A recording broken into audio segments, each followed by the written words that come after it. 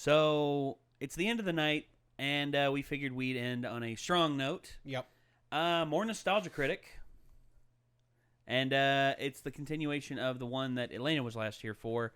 We watched the worst. Now we shall watch the best. Because Ben suggested that we watch the worst first, then we watch the best, so that we end on a high in this series on a high note.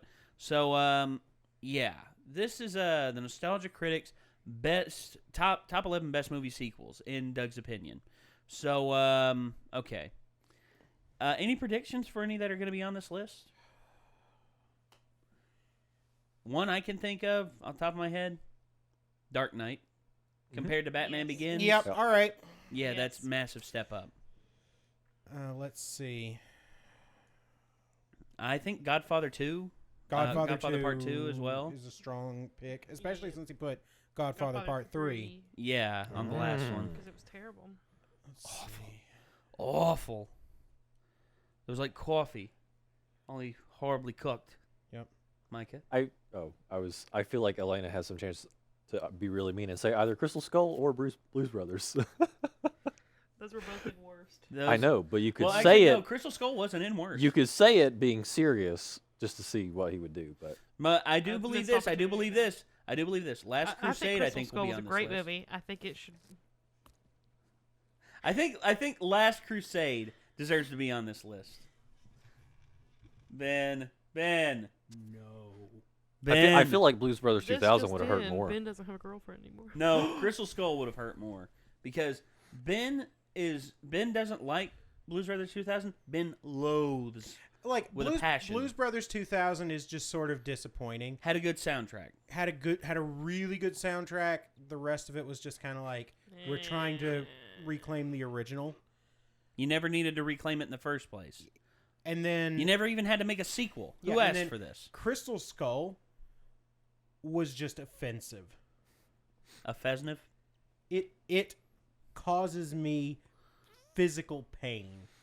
Fiscal Which is great pain. because there's somebody in the streams who's constantly just like bringing up Crystal Skull and trying to get me to do a freaking Pokemon Nuzlocke run, and I'm like, no, stop that. What is a Pokemon Nuzlocke run? That means you run it, and if your Pokemon faints, it dies. And you can only catch the first thing on any given route. What? Yeah, the first thing that you see on a route is the only thing you can catch. Basically, so in you can go to games, you're going to go to Pewter City with a Caterpie. Yes. Yeah, in early games, you basically can you end evolve up with it? a Pidgey squad. Oh yeah. Yeah, you can evolve it. Okay. Yeah. That sucks. Yeah. Yeah, and you have to nickname your Pokemon. Yeah, you have to give them names because then you get attached to them. Like name a Pidgey Butts. Yes. Yes. Butts used Gust. It's not very effective. Thank you, VG Cats. Yep. Oh yeah.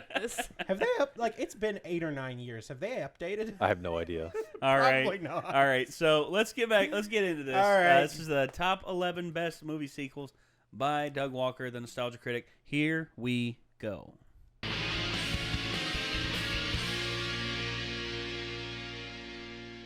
Hello, I'm the Nostalgia Critic. I remember it so you don't have to. And welcome to Sequel Month, the sequel.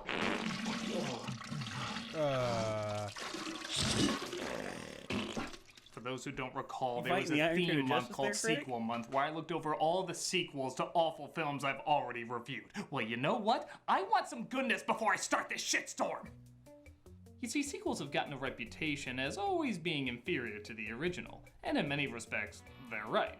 But that doesn't mean there aren't some amazing ones out there. Oh, this one's there got are to be people on who there. saw part 2, 3, or 4 not only as a way to make more money, but as a chance to continue a story, provide a brand new angle, or even outdo what the original did to win over some of the Yeah. There's plenty of them to look at, and That they one. deserve to be acknowledged as much as possible. Aliens. And we're going to look at the top Wrath-a-Con. 11 of them here today. Man. Why top 11? Because by God, I need as many of these as possible. These are the top 11 Agreed, greatest Doug. movie sequels. With you, buddy. That's so much cooler than the other one that he used, which was painful. Number 11.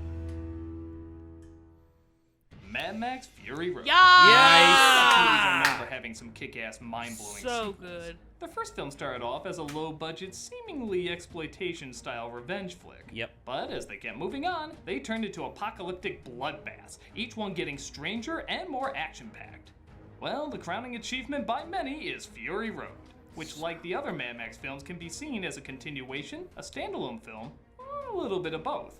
All the movies have a mix of past themes, imagery, and ideas. Even some of the actors come back in different roles. Yep. This takes the exact same thing and cranks it up to 1,000,000. This is by far the biggest Mad Max movie with the best eye candy, creative stunts, and visual storytelling. So much of the narrative is done just through the characters' expressions and actions, which when you think about it is very difficult to do. But you just look at any of these people, whether they be side characters or main players, and you immediately know their backstory. I've done a whole review on this film, so you can check that out if you want more details. But needless to say, it's both totally different from where the film started out, but also a perfect fit for where they naturally, and even unnaturally, seem to be going. Oh, what a film! What a lovely film! Yeah. Witness me! Yeah. Do you still have that? Good. Number 10. Rocky II. Oh, Rocky man! films also have a fascinating legacy. When the first film came out, it starred basically a nobody who wanted to prove his worth.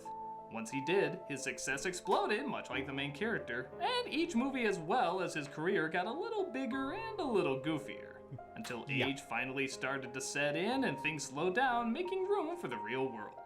Yeah, it's interesting how much art imitates real life, isn't it? These films, in the strangest of ways, are kind of like personal portraits. But the one that shocked people the most in how good it was Rocky II. The first film won Best Picture in 1977, so the idea of doing a follow-up almost seemed silly. Why top what already won one of the biggest awards there is? In many respects, it shouldn't have even worked, with a plot that almost seemed repetitive of the original. But there's just enough new problems to get in the way to still make it interesting. Little things that you wouldn't even think of. Rocky thinks his life will change with endorsements, but he has no charisma with the camera. He thinks things will get better with more fights, but his eye seems too damaged to do so. What should have been a fairy tale ending from the last film has a reality that's all too good at nickel and diming one's dignity away. On paper, you would think it wouldn't work, but it pulls out a strong, emotional, heartbreaking, but also inspiring sequel that confirmed that both Stallone and Rocky were not just one-hit wonders. Even after seeing the same story before, they once again got us to cheer for the right person for the right reasons. Yeah. Not an easy thing to do. No. And Number 9. Rocky 2. All these transitions Star are too Trek long. 2, The Wrath of Khan. Oh, The yeah. interesting thing about this one is it's coming off the heels of a movie that, while financially a hit, didn't get much praise from audiences and critics. It was a disappointment. While not awful by any means, the film seemed more concerned with being 2001 rather than Star Trek. The sequel was a way of seeing if the financial hit of the last film was a fluke or if Star Trek actually had staying power. Thus, it pulled off what many consider to be the best Star Trek film. Yeah. It incorporated both the ideas of Star Trek and the emotions of Star Trek, focusing on revenge, strategy, life, death, just about anything that makes a grand epic. And keep in mind, this is at a time when Star Trek was still associated with this. Yeah. Everything from the music to the effects to the perfectly over-the-top acting made this a Ricardo marvel that Montalban. really would have gone over fine if it just played as an expensive episode. But they didn't just do that. They put all their talent and effort into it, making it one hell of a suspenseful, action-packed, funny, depressing, uplifting, all-encompassing film. It retreaded what made Star Trek so great, but also went where no Trek film had gone before. And it still holds up even to this day.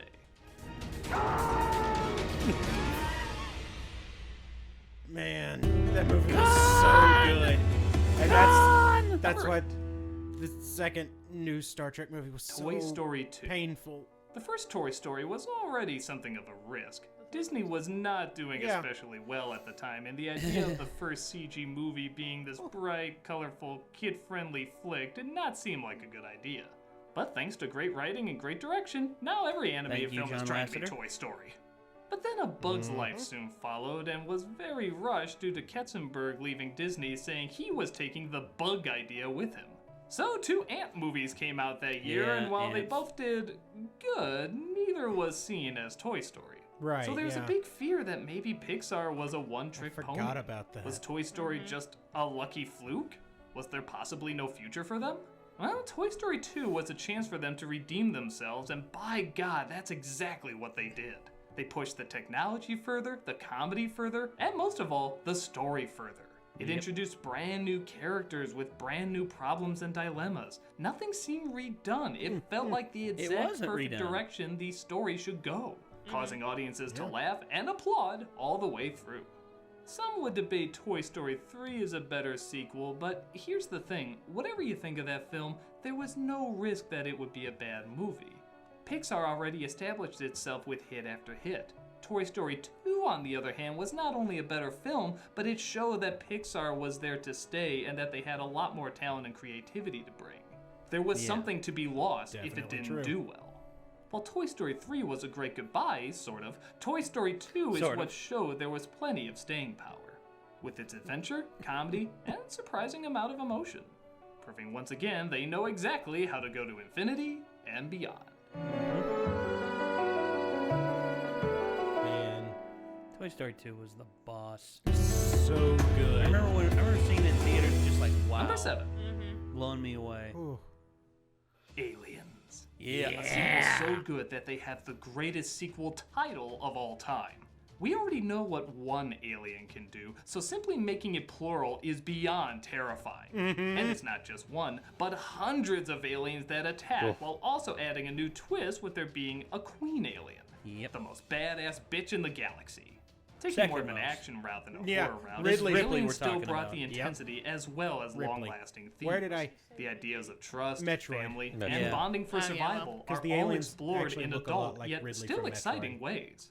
There's two Sorry. mothers duking it out, people disbelieving others, and new connections that have to be established, all for the goal of figuring the best way to get through the worst nature has to offer.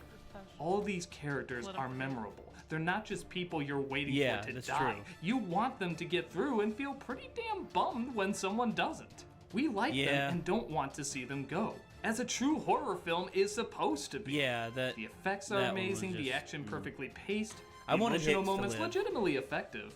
It took I one like of the Hicks. best horror films of the past few decades and elevated it to a whole new level. That's it, man. Game over, man. Game over. Such a... Also, quintessential line. totally the combat armor from Fallout. Number 6. Yeah, it is. Yeah. Terminator 2.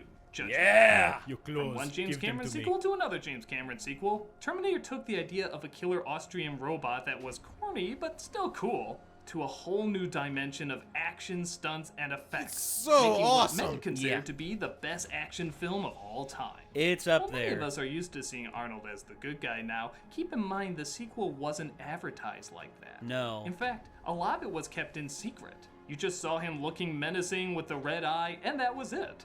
So everyone thought most of it was just going to be Robert Patrick as the hero and Schwarzenegger once again as the villain. What an awesome surprise to discover the character we like watching most in the first film is now the one we're rooting for in the sequel. Yeah, because While it's it not certainly revealed has its until repeat moments for Get fan Down. service, Yeah, it still come with me never if you want feels to like live. it's just a Yeah. retelling.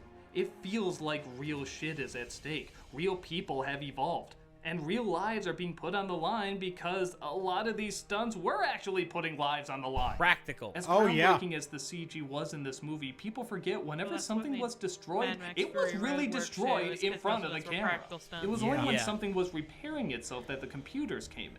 So this was a perfect mix of both practical and computer effects. Yep. Because of this, we can still watch this film and be blown away and not just say, oh, that's Good computer, cutaway that's there, Doug. computer, they didn't really Blown do any away. of that. Yeah, No, so that was much of good. it was really there. We get to say, wow, they really crashed that truck off a cliff, they really flew that copter over a bridge, they really blew up a metal Robert Patrick. It's incredible. Yep. It's an amazing spectacle, to say the least, and we're all happy as hell that Arnold came back. That's one reason why my Ruby OC character has a Winchester 1887 is because of that movie right there. Yeah. Because he made that gun badass. Number 5, That gun's so good. Yeah. The Dark Knight. Yeah. Batman has had an interesting history, to say the least.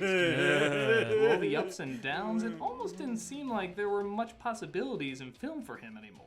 Batman Begins was really good, but it wasn't breaking any box office records, and it still fell flat when it came to the action and villains. Its sequel not only fixed that, but took comic book movies to a whole new level. When comic films were still kind of seen as kid stuff, Dark Knight won over everybody with its adult imagery, adult ideas, adult acting. Because you were the best of us. Partially. Mostly adult acting, and adult intensity.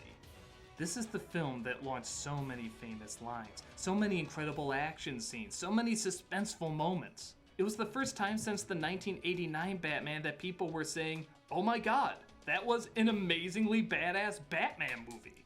It pulled no punches and went all out with how dark it could go. But it also carried many themes of duality, sacrifice, and anarchy. This show not only could comic book movies be big bucks, but it could be gigantic bucks. And it didn't have to talk down to people or make it too kid-friendly. It could represent the original dark material the way it was meant to be represented. The film borrowed from dozens of famous Batman stories, but still brilliantly managed to stay its own thing as well. Its dark edge got under people's skin so much that not only was this the first comic film to receive the Best Actor Academy Award, but it was also the first award to be given after the actor passed away. It knocked down all barriers and said there's something to these comic book stories. You just have to use the right people who understand it. It said proudly and confidently why these movies should be so serious.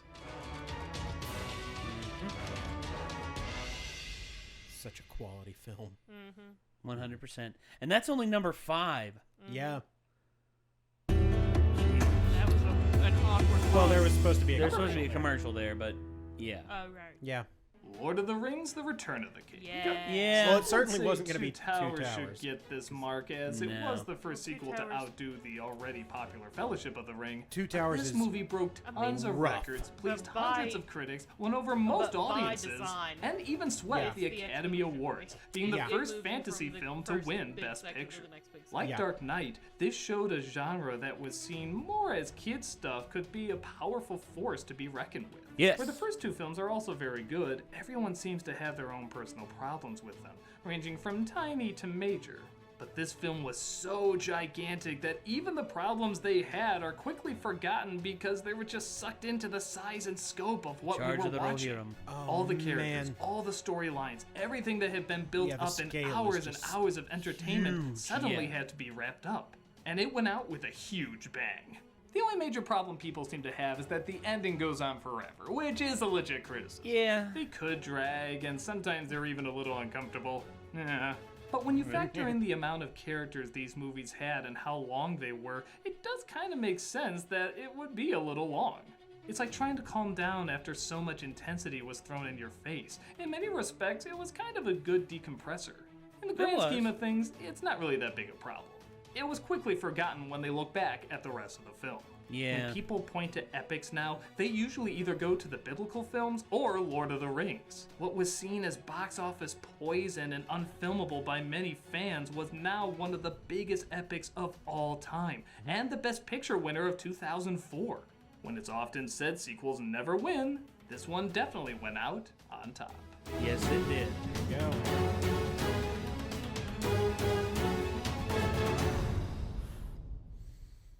All right. Top 3. Here we go. Here we go. Number 3, Let's see what we got.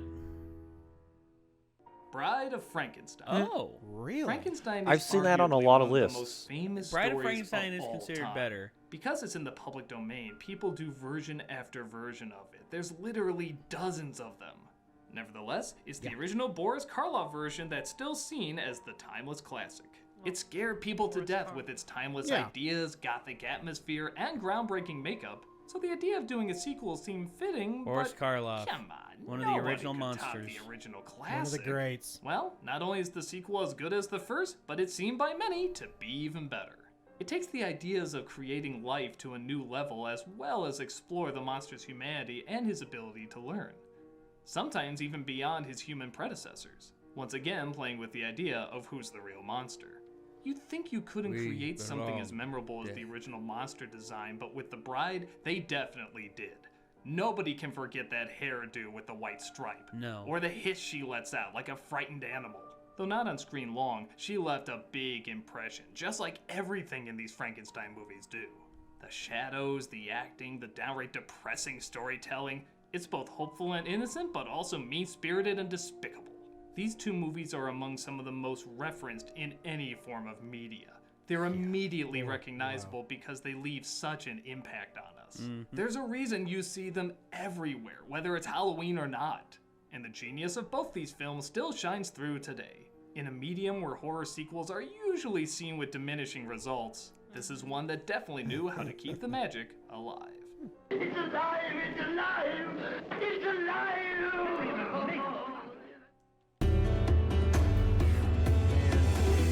We Number two. belong dead. Yeah, that line.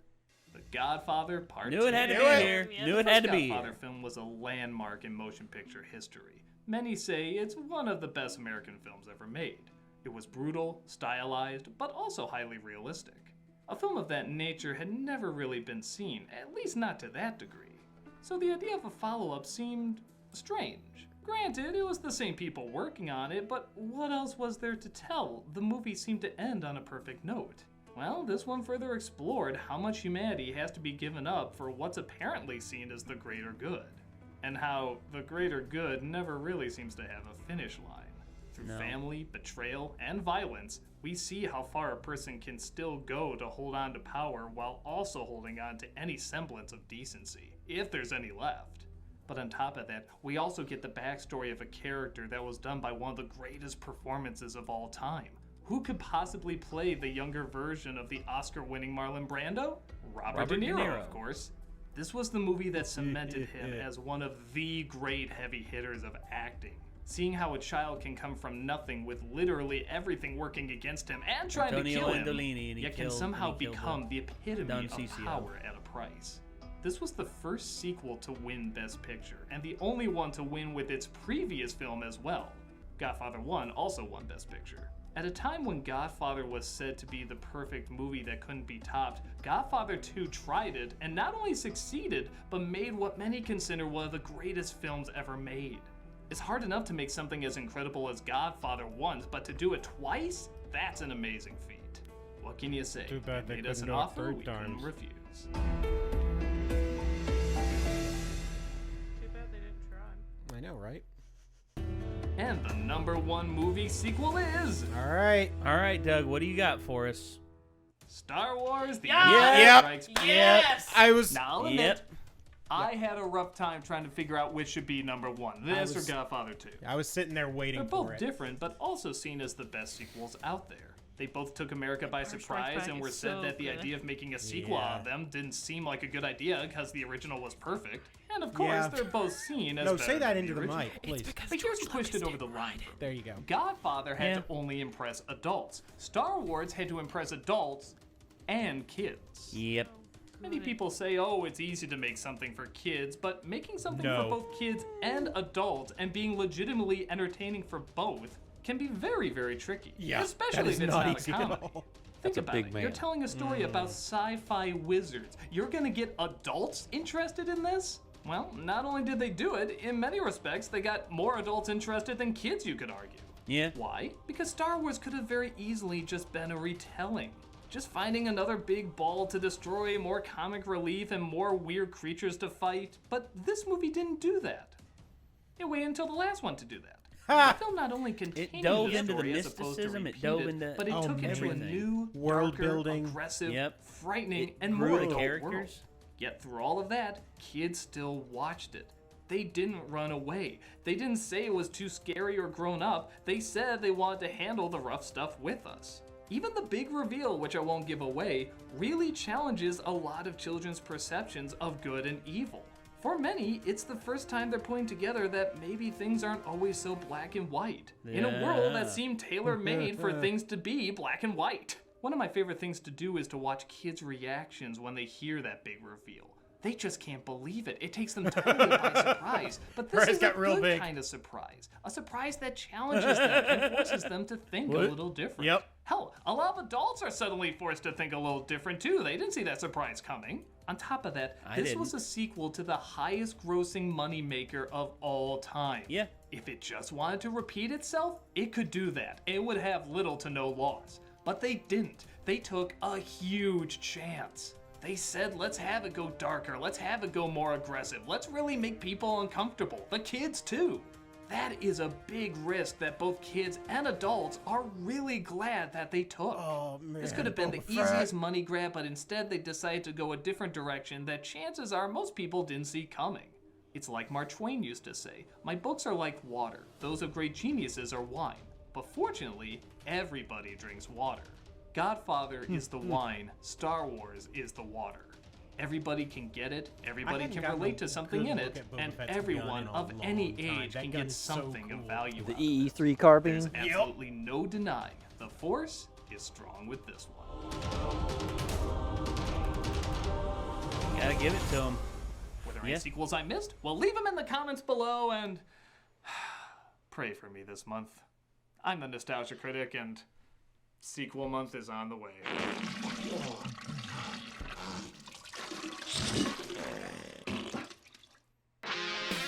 Okay. Thank you. Second time today I've heard those noises. Yeah, I knew you were gonna make that. Yeah, it was in the opening credit. It was after the opening credits. Third That's then. the third time today. It was not good. I'm gonna say, did you destroy my bathroom again? Oh no, it's still there, but you're gonna wish it wasn't. It's like a daddy daycare where they look in, they look at the ceiling, and they're like, "Oh, Oh no, The no, kid comes out walking like, I missed. I missed." no. Ceiling's fine. Just Just the toilet's a little worse for wear. The toilet's gonna be talking to me when I get up there. He's gonna be like, never again. man, it was Never It was again. not good. For God's sake, I've been having stomach you trouble. the can't past do couple this of to me days. again. Oh god. Okay. So I'm just seeing here what's at the end. All right, so this is Doug. Okay, ActionAid USA. Okay, so it's The yarn got loose. yeah. Watch out So for me. donate, yeah. Okay, is there a sequel that you think should have been put on that list? Conan Destroyer. You punch a camel a second time. But is it really better than Barbarian? No. I both of them are delightful, but they're not. No. You love them, but that I doesn't love mean them. that they're Doesn't mean they're necessary. perfect. I just love Yeah. them. Why? I mean, I would have liked to have seen Last Crusade on there I would too. because Last Crusade took Raiders and just made the entire thing bigger. Well, you dive into Indy's backstory. You dive into why he hates snakes. Yep. You dive into him as a Boy Scout, literally. Man, like all of Indy's like weird kind of like, oh, why does he have that scar? Why does he hate snakes? All of this. Answered. One day. Yeah. What like the space of about 20 minutes. Yeah. And they got a good actor to play, River Phoenix. River Phoenix did really good. As a matter of fact, I forget who it was, but they said River Phoenix has to play this part. It was like really someone really high. I think it was Harrison Ford maybe, because I think Harrison Ford saw River Phoenix in another film and was like, yeah, it has to be him. And also we got the connection with him and his father. You know, and we were introduced to Sean Jr. Connery. Yep. So We named the dog Indiana. I suddenly remembered my Charlemagne. It's like they named the dog Indiana. I love that dog. I got a lot of fond memories of that dog. Yeah. Oh, Man. gosh. You know, okay, there's one person who the Nostalgia Critic collaborates with a lot. Brad Jones, the cinema snob. Mm-hmm. Whenever there's a cosplay thing that the Nostalgia Critic does, he always opts to do Indiana Jones. It's fair. Because, as he puts it, I have probably the most... as he said, I have the best uninterested Harrison Ford impression. Which is just Harrison Ford. Yeah, right? Harrison Ford is uninterested in anything that doesn't concern him, just sitting back, toking a cigar and having a scotch. Well, so Harrison Ford really has like two modes of operation. Uninterested or sarcastic. Yeah, but Can't as he's believe I'm gotten Harrison older, Ford. the sarcastic mode's kind of gone out the window. Right now, it's dangling by a few fingers on the ledge. And right now, he's just in complete couldn't give a fuck a stand mode. It's true. I still remember there was a bit where I think he was on Jimmy Kimmel, Oh, yeah. and he's like, I can't answer questions about the new Star Wars movie. Just letting you all know.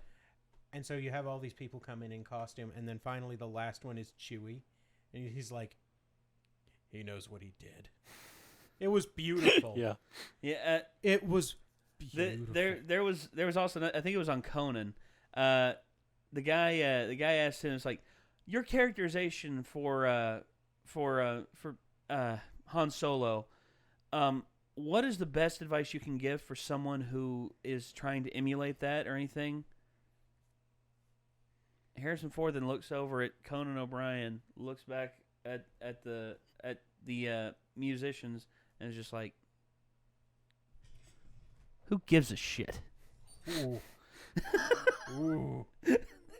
It's just like, well, and everyone just started applauding and everything, and that guy was just like, wow, just teetered off to the side. It's like, oh, and in a way, that was kind of the best advice, though, because Han really doesn't. Yeah, Han really doesn't care.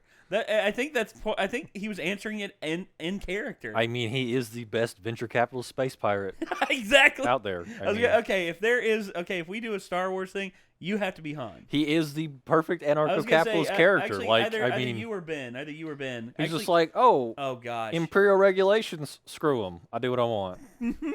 By the way, there's something I need to show you all. Oh, no. We'll probably have to do it later. I actually wrote something myself, but then I was like, I wonder what they would think. I'll probably get their input on it. All right, we'll try it later. So yeah, without further ado, everybody, what did you think of the top 10 lists? I mean, it was good. This was a good top 10 list. Really good. Yeah, Star Wars was. I was sitting here. I'm like, I wonder if Empire's going to be on here. Boom. We'll see. There Number it is. one. Number one. I love and it. I gotta agree, it probably is the best movie sequel of all time because it ties in kids and adults. And it didn't have to tie in kids with Jar Jar or Ewoks. Yeah, it wasn't okay. import Ewoks, law and Jar Jar. Still like the Ewoks. Oh, I still like I the don't Ewoks mind too. so bad. But here's the thing, they Well, were. I've But heard- here's the thing, they were there almost strictly for comedic relief. There were some tragic moments, like whenever the walkers were going around and popping them off the ground, and that one's just like shaking. Oh, like, Mama. Empire's Mama. definitely the superior movie. Oh yeah. by far. Oh yeah. I have a friend who adamantly defends that Jedi is the best one, and here I don't argue with him because Objectively it's not better. It might be my favorite just because I have so many fond memories of it. Yeah, it might be more fun. Yeah. it is more fun. But It's Empire's a better totally movie. biased when I say it's my favorite, but it's because I watched it more as a kid. Well, Because see, Yeah, that's fair. Empire's always been my favorite because it has more Leia in it. oh right, That's right. true. That's true. So Yeah, and okay. I'll say this. Do you all remember the movie? You remember the movie Clerks? I do Yeah. remember the movie Okay. Clerks. Okay, y'all remember the movie Clerks? Never seen it. There's Yep. Micah. I've There's a seen it. conversation they have in that film. Now, the Death Star in the first Star Wars film, A New Hope, was completed. So the only people who died were Imperial stormtroopers. Right. Now, flash forward to Return of the Jedi. The Death Star was still being constructed. Right. Now, the Empire, though mighty it is, still would need assistance in some way. So they would have to call contractors in.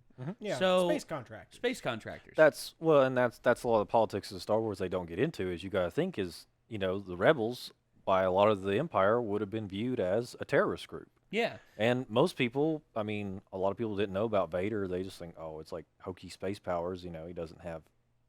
Most people didn't know he could like choke you with his mind. Yeah. You know, As a matter of it was fact, all even just people myth. even people in the Empire. I mean, Yeah. honestly, people doubted. It's like, don't try and scare us with your sorcerer's ways, Vader. So a lot of people probably just thought the Empire was there to collect taxes and build roads, space roads, whatever. Build spaceways. Yeah. Space roads. But yeah. but it turns out the government is terrible. But okay, Yep. but here's the argument. It was Randall who made the argument. It was like, so the rebels are now responsible for all of the contractors who took this job. I mean, innocent contractors, probably even forced into doing it. They died, and then actually there was a guy who walked into the Quick Stop and actually overheard the conversation. He said, "Listen, I hear what you're saying. I'm a contractor myself, and a big government job comes in, I usually pass them by. You know why? Because there's usually some hinky stuff going on there. And also, whenever a big job comes in, like I had a friend he actually went and did a job under the table. Didn't tell anybody about it, but he told me who it was for. Big Tony Morano. Tony Morano from the Cavalier crime family? Yeah, the same. Turns out Tony wasn't at his house that day, but somebody came by and shot up the place, and my friend got shot and killed. Right there on the spot. If a contractor dies, it's because he followed the money. No other reason. It's a capitalist world. What are you going to do? And it's just like, that's in all honesty, it's true. It's fair. It's fair in that assumption. But in all honesty, out of the mouths of clerks. Clerks said a lot about capitalism. Now that I think about it, it's true. But anyway. Well, that's their job. Yeah, I mean, yeah. Clerks was such a good movie. It was. And I don't agree with Doug in that the second one was a bad movie. I like the second one. It wasn't as good as Clerks. No, but it's hard to be as good as the first Clerks. It was a load of fun. I loved it. It was fun, but the original Clerks wasn't fun so much. No, it wasn't. It wasn't. It showed the constant remedial bullshit that came from working a dead-end job in retail. It's a day in the life, and if you've never seen it, give it a watch. And you get a chance, go watch it. I can guarantity you it's not what you're expecting. No, it's not. No. It's really not. But it's good. It's not what you expect. Okay, actually, I will say this. Have you all seen the alternate ending to Clerks? I haven't seen the first ending. No, I don't think I have. Okay, well, Mikey, you might want to cover your ears if you're interested. Are you interested in watching the film at all? I mean, not really, because it's been talked about so much. I feel like I'm just okay. It's gonna be nightmared for me. Okay, the normal ending of the Wait, spoilers. Spoiler warning in effect. Spoilers. Spoiler if you alert skip past this spoiler warning, don't be mad. All right. Okay. So. Is this going to be the end of the end? Okay, the end of the first. Okay, the end of the first Clerks movie is. Yeah. They close up shop, open sign, and they pretty much shut all the lights off, and end of the day. Yeah. That's it. Okay, how the movie originally ended, the alternate ending went, was after Randall leaves. Randall and Dante are the ones running the store. Right. Randall runs the video store. Dante runs the convenience store. Right. Yeah. Randall leaves, and then Dante walks around the counter behind the counter. Walks around and goes behind the counter. He starts reading the paper again, and then all of a sudden someone comes in. Like, it's a first-person view. Someone comes in, and then all of a sudden Dante looks up. He's like, "Oh, I'm sorry, we're closed. I forgot to lock the door. Something wrong?" Guy pulls out a gun and shoots Dante, and kills him. Grabs the money out of the cash register and leaves. So you spent this entire film getting to know and love these guys for who they are. While they work this shit. Shit job.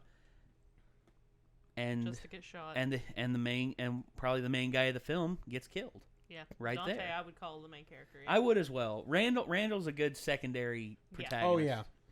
But Dante dies, and it's just like, holy shit, what the hell were they thinking? And then Kev Smith said, I just decided, fuck it. Shoot the asshole. Kevin Smith answer. It is. Well, honestly, you know what Kevin Smith's alternate ending to Lord of the Rings would have been, right? If he would have been in the director's chair, if Peter Jackson at the end of production said, you know what, Kev, fuck it. You can direct the final scene. And he's just like, oh boy. And you know what? You know what Kev Smith said he would have done? He said, right there at the end, I'd have just had Sam and Frodo right there on the bed. They'd have told all their Hobbit friends and everyone else to get out of the room, and Sam and Frodo would just go at it. That's not an uncommon thought. No, here's the thing. He said this. He said, I just have them go at it. Just for the balls of it, because you know what's coming. If you've read the end, honestly, people know what's coming at the end. Well, they won't know what's coming unless I show them. Wink. And then all of a sudden he's just Smith is a mess. And it's just like all of a sudden it's just like boom. It's just he said if Peter Jackson would have ended the film like that, I'd have given him the best picture Oscar just based on balls alone. Just based on balls alone, I'd have given it to him because, shit, dude, you reeled us in with that, and boom, last minute. Wow, didn't expect it. Thank you for that. All right, spoiler warning is now off. Yeah, spoiler warning's over. So yeah, that's gonna do it. I think it's getting late. I'm late. It's tired, and Yeah, Elena and I got somewhere to be in the morning. So Yeah, and so does Micah. And actually, I do too. I'm flying out, and by the time you all see this, I will probably actually. I lie. Actually, I was misinformed. It's not in Ohio. It's Detroit. Because it's cold in the deep. Good night, everybody. Good luck. Dead. Bye. Dead.